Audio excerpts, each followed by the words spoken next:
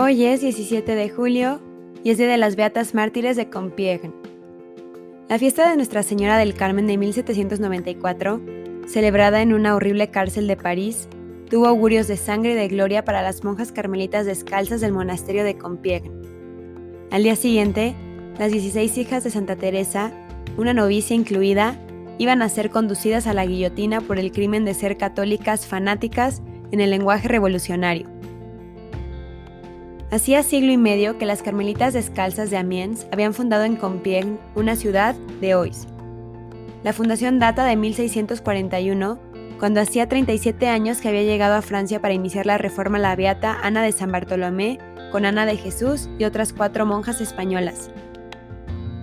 Al estallar la revolución en 1789, las monjas rehusaron despojarse de su hábito carmelita y cuando los disturbios fueron aumentando, entre junio y septiembre de 1792, siguiendo una inspiración que tuvo la priora beata Teresa de San Agustín, todas se ofrecieron al Señor en holocausto para aplacar la cólera de Dios y para que la paz divina, traída al mundo por su amado Hijo, fuese devuelta a la Iglesia y al Estado.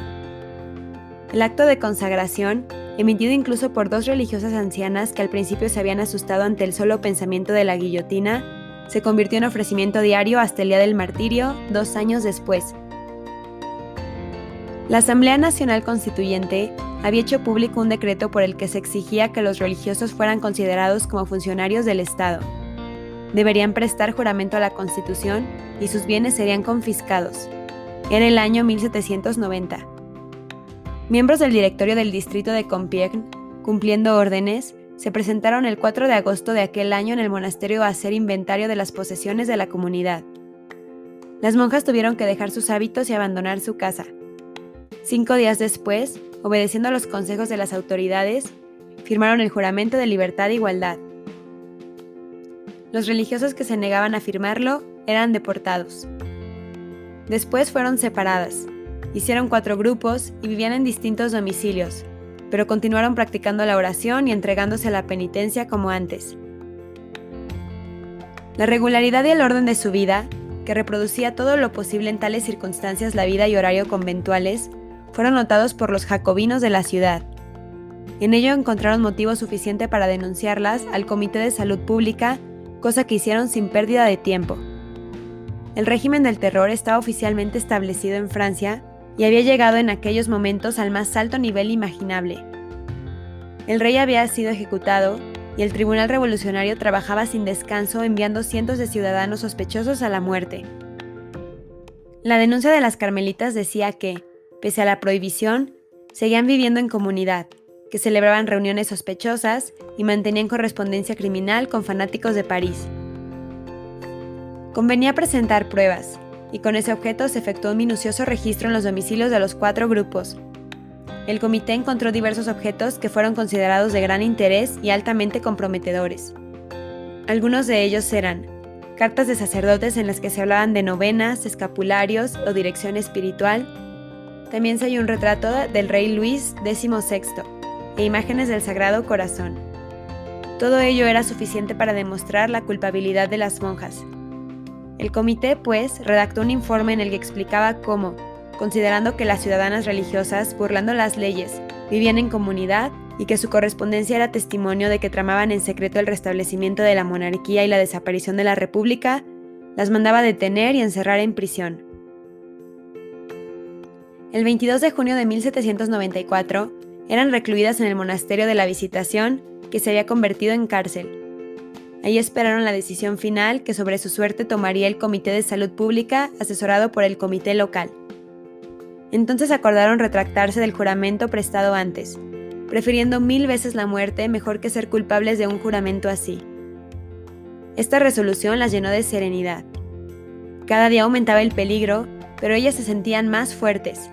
Continuaban dedicadas a orar y gracias a estar en prisión, podían hacerlo juntas como cuando estaban en un convento. Ya no se veían obligadas a ocultarse y eso les daba un gran alivio. Transcurridos unos días, justamente el 12 de julio, el Comité de Salud Pública dio órdenes para que fueran trasladadas a París. El cumplimiento de tales órdenes fue exigido en términos que no admitían demora. No hubo tiempo para que las hermanas tomaran su ligera colación y cambiaran su ropa, que estaba mojada porque habían estado lavando. Las hicieron montar en 2 carretas de paja y les ataron las manos a la espalda. Escoltadas por un grupo de soldados, salieron para la capital. Su destino era la famosa prisión de la Conserjería, antesala de la guillotina y abarrotada de sacerdotes y laicos cristianos igualmente condenados. Nadie ayudó a las monjas a descender de los carros al final del viaje. A pesar de sus ligaduras y de la fatiga causada por el incómodo transporte, fueron bajando solas. Una de las hermanas, sin embargo, enferma y octogenaria, Carlota de la Resurrección, impedida por las ataduras y la edad, no sabía cómo llegar al suelo. Los conductores de las carretas, impacientados, la tomaron y la arrojaron violentamente sobre el pavimento. Era una de las religiosas que 2 años antes había sentido miedo ante el pensamiento de una muerte en el patíbulo y había dudado antes de ofrecerse en sacrificio. Pero en este momento era ya valiente y, levantándose maltrecha como pudo, dijo a los que la habían maltratado: «Créanme, no les guardo ningún rencor. Al contrario, les agradezco que no me hayan matado porque si hubiera muerto, habría perdido la oportunidad de pasar la gloria y la dicha del martirio». Como si nada hubiese ocurrido, en la conserjería prosiguieron su vida de oración prescrita por la regla. No se dejaban perturbar por los acontecimientos. Testigos dignos de crédito declararon que se les podía oír todos los días a las 2 de la mañana recitar sus oficios. Su última fiesta fue la del 16 de julio, Nuestra Señora del Carmen. La celebraron con el mayor entusiasmo, sin que por un instante su comportamiento denotase la menor preocupación. Por la tarde recibieron un aviso para que compareciesen al día siguiente ante el Tribunal Revolucionario. La noticia no les impidió cantar, sobre la música de la Marsellesa, unos versos improvisados en los que expresaban al mismo tiempo fe en su victoria, temor y confianza, y que se conservan en el convento de Compiègne. Ante el tribunal, escucharon cómo el acusador público, Fouquier-Tinville, las atacaba durísimamente. Aunque separadas en diferentes casas, dijo, formaban conciliábulos contrarrevolucionarios en los que intervenían ellas y otras personas. Vivían bajo la obediencia de una superiora, y en cuanto a sus principios y sus votos, sus cartas y sus escritos son suficiente testimonio. Fueron sometidas, después, a un interrogatorio muy breve y sin que se llamara a declarar a un solo testigo. El tribunal condenó a muerte a las 16 carmelitas, culpables de organizar reuniones y conciliábulos contrarrevolucionarios, de sostener correspondencia con fanáticos y de guardar escritos que atentaban contra la libertad. Una de las monjas, Sor Enriqueta de la Providencia, preguntó al presidente qué entendía por la palabra fanático que figuraba en el texto del juicio, y la respuesta fue: «Entiendo por esa palabra su apego a esas creencias pueriles, sus tontas prácticas de religión». Era su amor a Dios, su fidelidad a los votos y a la religión, lo que las hacía merecedoras de la pena capital. 1 hora después, subían en las carretas que las conducirían a la Plaza del Trono derrocado, hoy Plaza de la Nación. En el trayecto, la gente las miraba pasar demostrando diversidad de sentimientos. Unos las injuriaban y otros las admiraban. Ellas iban tranquilas. Todo lo que se movía a su alrededor les era indiferente. Cantaron el Miserere y luego el Salve Regina. Al pie ya de la guillotina, entonaron el Te Deum, canto de acción de gracias, y terminando el Veni Creator.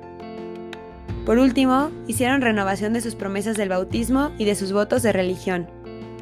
Una joven novicia, Sor Constanza, se arrodilló delante de la priora con la naturalidad con que lo hubiera hecho en el convento y le pidió su bendición y que le concediera permiso para morir. Luego, cantando el salmo Laudate Dominum, subió decidida a los escalones de la guillotina. Una tras otra, todas las carmelitas repitieron la escena. Una a una recibieron la bendición de la Madre Teresa de San Agustín antes de ser guillotinadas. Al final, después de haber visto caer a todas sus hijas, la Madre Priora entregó, con igual generosidad que ellas, su vida al Señor, poniendo su cabeza en las manos del verdugo. Así realizó lo que ella solía decir: el amor saldrá siempre victorioso. Cuando se ama, todo se puede. Era el día 17 de julio de 1794 por la tarde. Prevaleció un silencio absoluto durante todo el tiempo en que los ejecutores seguían el procedimiento. Las cabezas y los cuerpos de las mártires fueron enterrados en un pozo de arena profundo de casi 9 metros cuadrados en el cementerio parisino de Picpus. Como este pozo de arena fue el receptáculo de los cuerpos de 1.298 víctimas de la Revolución, parece no haber muchas esperanzas de recuperar sus reliquias. Una placa de mármol con el nombre de las mártires y la fecha de su muerte figura sobre la fosa, y en ella hay grabada una frase latina que dice: «Felices los que mueren en el Señor». Pedimos al Señor que infunde en nosotros el mismo espíritu de fortaleza interior que las vírgenes carmelitas recibieron, y que como ellas sepamos confesar con valentía nuestra fe. Amén. Beatas mártires de Compiègne, rueguen por nosotros.